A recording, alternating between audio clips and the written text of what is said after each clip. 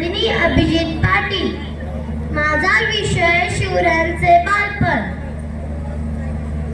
शिवाजी महाराजांना वंदन करून मी माझ्या भाषणाला सुरुवात करते.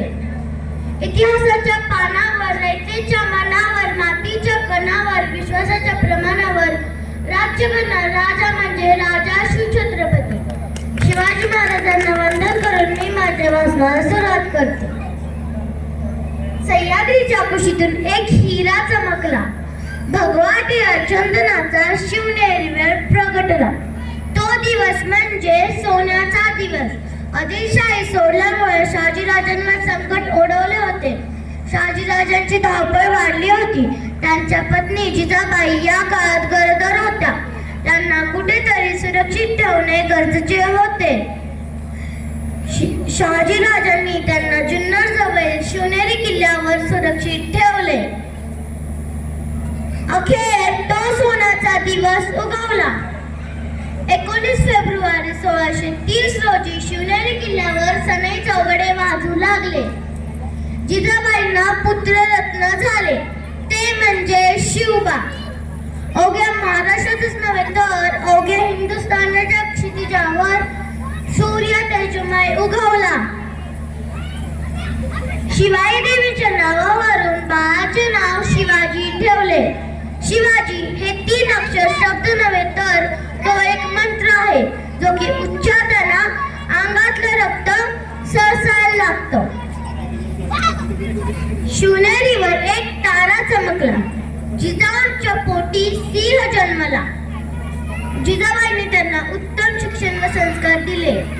जिजामाता बालशोभाला राम, कृष्ण, भीम, अर्जुन, अभिमन्यू या वीरांची गोष्टी सांगत असत. 5-6 वर्षांची असताना अक्षर ओळख शिकवण्यास सुरुवात केली. जिजामाता बालशोभाला साधू संतांच्या गोष्टी सांगत असत. तलवारबाजी, घोडेस्वारी आणि राजनीतीचे डावपेच हे त्यांनी आपल्या वडील बंधू संभाजी महाराज व त्यांच्या मावळ्यांकडून शिकले. धन्य त्या जिजाऊ ज्यांनी शिवबाला घडविले. भागाची आई बनायला काहीच भागिनीचं लागतं. थोर तुमचे कार्य जिजाऊ, उपकार कधी ना फिटणार. चंद्र सूर्य असेपर्यंत नाव तुमचे नाही मिटणार. गरीब मावळ्यांची मुले शिवरायांची सवंगडी होती. त्यांच्या सोबत ते खेळ खेळत, त्यांच्या झोपडीत जात, मिरची भाकर खात, मातीचे किल्ले बनवत, अशा प्रकारे शिवरायांचे बालपण हसत खेळत व नवनवीन गोष्टी शिकण्यास गेले. शेवटी एवढेच बोले, अंधार फार झाला आता दिवा पाहिजे.